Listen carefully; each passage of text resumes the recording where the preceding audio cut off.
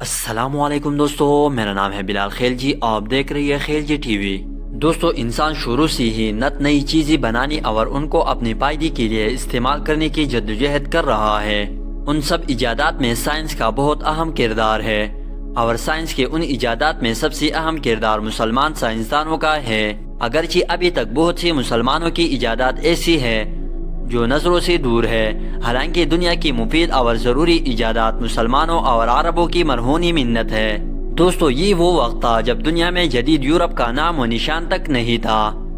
ان میں سے بعض کی تو جدید سائنس نقل بھی نہ کر سکے، اور بعض کو نقل کر کے ایجاد کا ٹوپی اپنی سر سجایا۔ دوستو، مسلمانوں نے سائنسی خدمات اور انسانی خدمات کی وجہ سے بہت نام بنایا ہے۔ ان کی ایجادات نے دنیا کا رہن سہن ہی بدل دیا ہے، اور دنیا کو ایک نئی سمت کی جانب گامزن کر دیا ہے۔ دوستو، اس بات کا اقرار مغربی دنیا آج بھی کرتی ہے۔ آج میں آپ کو مسلمان سائنسدانوں کی عظیم کارناموں اور اہم ایجادات کے بارے میں بتاؤں گا، جن کی بدولت آج دنیا میں بہت سے کام سر انجام دی جا رہی ہے۔ ان ایجادات کے بغیر آج کے دور میں زندگی گزارنے کا تصور کرنا بھی تقریباً ناممکن ہے۔ تو شروع کرتے ہیں اپنا کام ڈاؤن۔ نمبر 1، کافی۔ دوستو، کیا آپ کو معلوم ہے کہ کافی، جو آج دنیا کی مقبول ترین مشروبات میں سے ایک ہے، در حقیقت مسلمانوں کی ایجاد ہے، اور یہ کسی سائنسدان کا نہیں بلکہ عام چرواہی عرب کا کارنامہ ہے، جو اپنے جانوروں کو چرا رہا تھا کہ اسے ایک نئی طرز کا بیری ملا، اور انہیں ابالنے کے بعد دنیا میں پہلی بار کافی تیار ہوئے۔ اس مشروب کی تیاری کا یہ پہلا ریکارڈ ہے، جس کے بعد بیج ایتھوپیا سے یمن پہنچا، جہاں صوفی بزرگ اہم مواقع پر اسے پی کر ساری رات جاگتے تھے۔ 15ویں صدی کے اختتام تک یہ مشروب مکہ اور ترکی سے ہوتا ہوا 1645 عیسوی میں یورپی شہر وینس اور پھر دیگر ممالک تک پہنچ گیا۔ دلچسپ بات یہ ہے کہ لندن میں پہلا کافی ہاؤس بھی ایک ترک شخص نے ہی اوپن کیا۔ Number 2، camera. دوستو، قدیم یونانوں کا خیال تھا کہ ہماری آنکھیں کسی لیزر کی طرح شعاعیں خارج کرتی ہے، جس کے باعث ہم دیکھ پاتے ہیں۔ تاہم جس شخص نے یہ سب سے پہلے جانا کہ روشنی آنکھوں سے نکلتی نہیں بلکہ داخل ہوتی ہے، وہ 10ویں صدی کی مسلم سائنسدان ابن الہیثم تھی، اور اسی کو دیکھتے ہوئے انہوں نے پہلا پن ہول کیمرہ ایجاد کیا اور پہلی لیب کو تشکیل دیا، جس کی بدولت ہم آج فوٹوز اور ویڈیوز کو کھینچ سکتے ہیں۔ دراصل یہ ایک مسلم سائنسدان ابن الہیثم کا ایجاد تھا۔ نمبر 3، شطرنج۔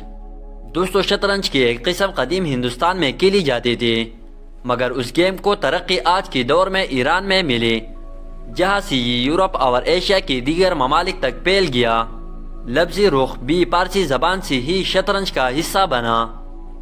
Number 4، parachute.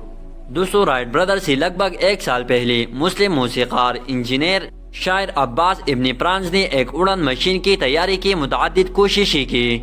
852 عیسوی میں اس نے قرطبہ کی عظیم مسجد کی مینار سے ایک ڈیلی لوبات اور لکڑی کی پروں کے ساتھ چھلانگ لگائی۔ اسے یہ توقع تھی کہ وہ ایک پرندے کی طرح ہوا میں تیر سکے گا، مگر وہ ناکام رہا۔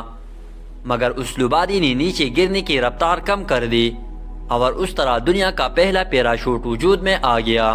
بعد میں 70 سال کی عمر میں اس نے ریشم اور عقاب کی پروں سے ایک مشین تیار کر کے پھر پہاڑ سے چھلانگ لگائی، اور 10 منٹ تک کامیابی سے ہوا میں تیرتا رہا۔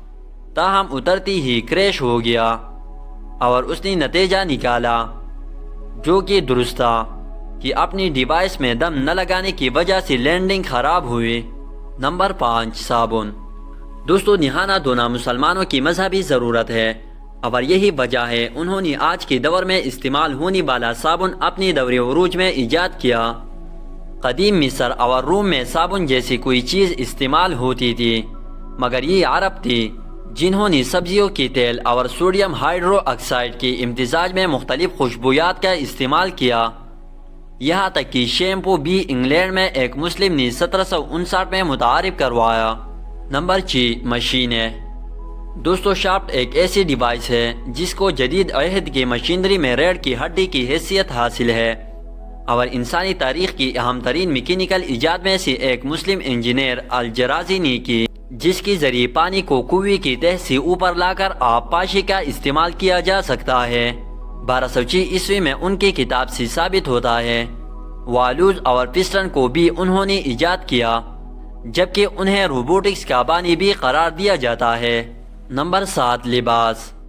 دوستو، کپڑے کی دو تہوں کے درمیان کسی مٹیریل کی تہ بچھانی یا ذرہ بکتر کو نئی شکل دینے کے بارے میں واضح نہیں کہ یہ مسلم دنیا نے کب ایجاد کی یا اسے ہندوستان یا چین درآمد کیا، مگر یہ واضح ہے کہ یہ مغرب میں صلیبی جنگوں کے بعد اس میں حصہ لینے والی جنگجو کے ذریعے مغرب میں پہنچا۔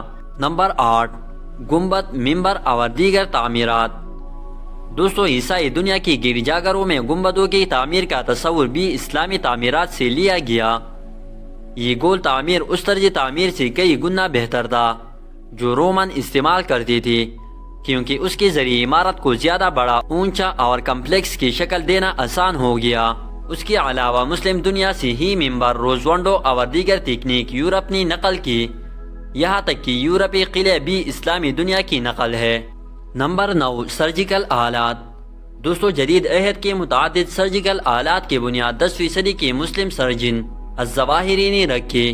ان کی نشتر، قینیا اور دیگر 200 آلات کی اہمیت کو آج کے عہد کے سرجن بھی مانتے ہیں۔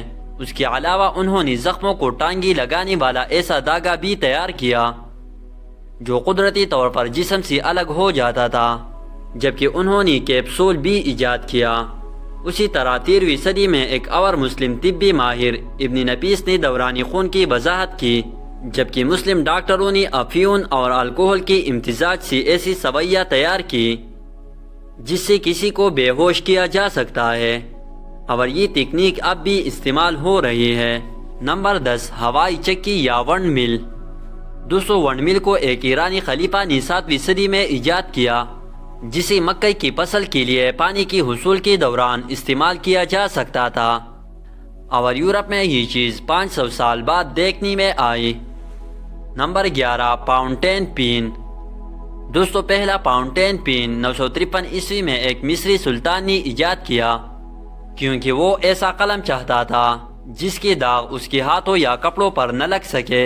اس قلم میں موجود قلموں کی طرح سیاہی اندر ذخیرہ ہوتی تھی اور نب کے ذریعے اس سے لکھا جاتا تھا۔ نمبر 12، نمبر اور الجبرا۔ دوستو، دنیا بھر میں نمبروں کا سسٹم ممکنہ طور پر ہندوستان میں سامنے آیا، مگر نمبروں کا یہ انداز عربی کا ہے، اور یہ پہلی بار کاغذ پر ایک مسلم ریاضی دان الخوارزمی اور الکندی نے 825 عیسوی میں استعمال کیا۔ الجبرا کا نام بھی الخوارزمی کی کتاب الجبر کے نام پر رکھا گیا جو تاحال استعمال ہو رہا ہے۔ مسلم ریاضی دانوں کا کام 300 سال بعد اطالوی ماہر پیبونسی کے ذریعے یورپ پہنچا۔ اسی طرح تکون اور الگوریتم کی تیوری بھی مسلم دنیا سے ہی سامنے آئی۔ نمبر 13، قالین۔ دوستو، قالین بھی اسلامی ماہرین کی جدید ترین سلائی کی تکنیک کی ایجاد تھی، جس کے ذریعے ان پر انتہائی دیدہ زیب نقش و نگار اباری جاتی تھی، اور وہاں سے ہی یہ یورپی ممالک میں پہنچی۔ نمبر 14، بارود۔ دوستو، اگرچہ چینیوں نے سلپرگن پاؤڈر ایجاد کیا تھا اور اسے آتش بازی کے لیے استعمال کرتی تھی، مگر یہ عرب تھے جنہوں نے اس میں پوٹاشیم نائٹریٹ شامل کر کے اسے پوری مقاصد کے لیے استعمال کیا۔ مسلمانوں کی اس ایجاد نے صلیبی جنگوں میں عیسائی افواج کو خوب زدہ کر دیا، جبکہ 15ویں صدی میں مسلمانوں نے راکٹ اور تارپیڈو ایجاد کیا جس سے وہ دشمنوں کی بحری جہازوں کو نشانہ بناتے تھے۔ نمبر 15، باغات اور ہربل ادویات۔ دوستو، قدیم یورپ میں باورچی خانے اور ہربل باغات تھے، مگر یہ عرب تھے جنہوں نے اس خیال کو ترقی دی کہ باغات کو خوبصورت اور ادویات کے لیے استعمال کیا جا سکتا ہے۔